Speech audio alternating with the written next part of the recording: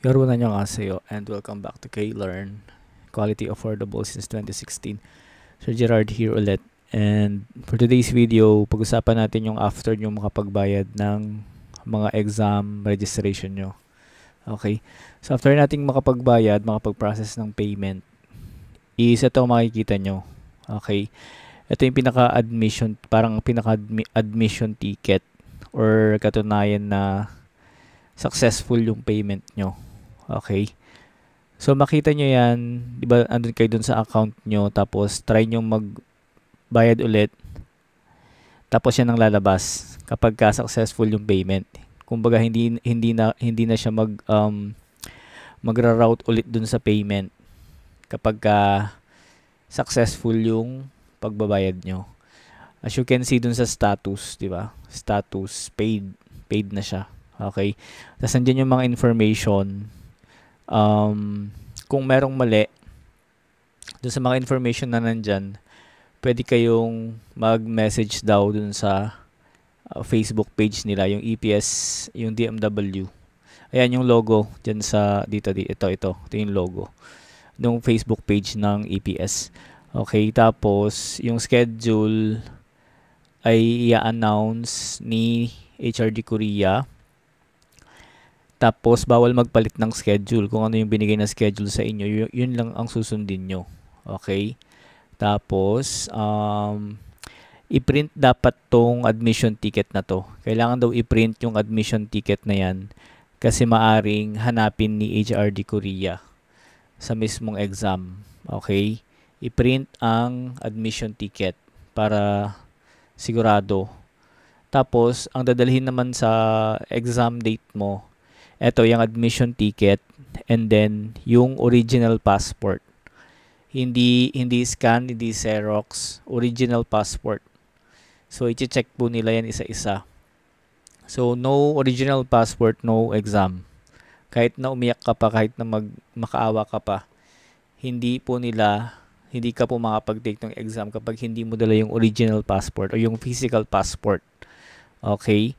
Ayan yung mga reminder nila, ulitin natin. Kung may mali sa mga information like pangalan, etc., pwede kayo mag-PM sa kanila sa Facebook, EPS Facebook page. And then, schedule, si HRD Korea lang yung magbibigay ng schedule kung kailan ka mag-exam, hindi mo pwedeng palitan.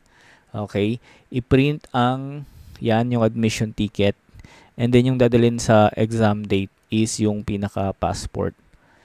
At syempre, isa pa sa pinaka-importanting dadalhin nyo sa exam bukod sa passport tsaka sa admission ticket, syempre yung mga vocabulary nyo, di ba? Yung mga ni-review nyo, kailangan talaga yan yung wag nyong kakalimutan kasi magti-take kayo ng exam and then kailangan nyong pumasa sa exam. So, para sa akin, yun talaga yung pinaka-importante, yung mga vocabulary. Okay, bukod dun sa passport tsaka sa admission ticket. So ito sa isa sa estudyante ko yan yung nasa taas, si Swing, si Baron. So bale rinassess namin yung payment niya ngayon lang. Muntik na makalimutan pero nakaabot pa din. So again, pilot implementation to ng ubiquitous base test, yung UBT. Okay, so yung exam type ngayon, itatry nila again UBT. So, na-explain ko na before yung UBT, di ba? So, yung ubiquitous base test. Ibig sabihin ng ubiquitous is available kahit saan. Best example dyan is yung air or hangin. Available kahit saan, ma-access mo, makakahinga ka kahit saan. So, ganun yung ubiquitous. So, pilot implementation. Kumbaga, para yun dun sa mga malalayo in case maging successful siya.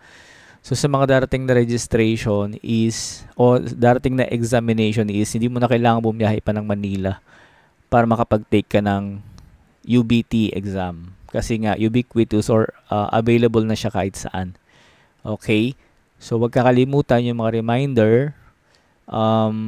Make sure na yung payment nyo nag-process talaga siya.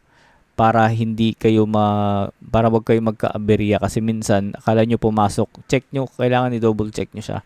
Akala nyo pumasok siya tapos pag naglabas na sila ng Exam schedule, wala yung pangalan mo. Okay? Pero ito, ayan, so nandyan na yung status paid and then nandyan na rin yung mga information.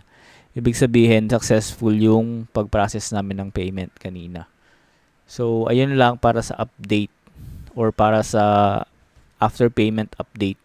So, update ko pa din kayo sa mga darating na update ni DMW about sa exam. So, hintayin lang natin yung schedule. Andyan din pala yung Google Maps kung paano pumunta ng DMW. Okay? Kung galing kayo ng Pampanga, ba kayo ng Araneta Station. Ay, hindi pala. Wag na nga. Google Maps nyo na lang, nandyan po siya.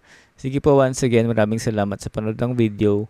Kung kayo ay nasiyahan sa mga video ko, paki-follow ako, paki-share yung mga video.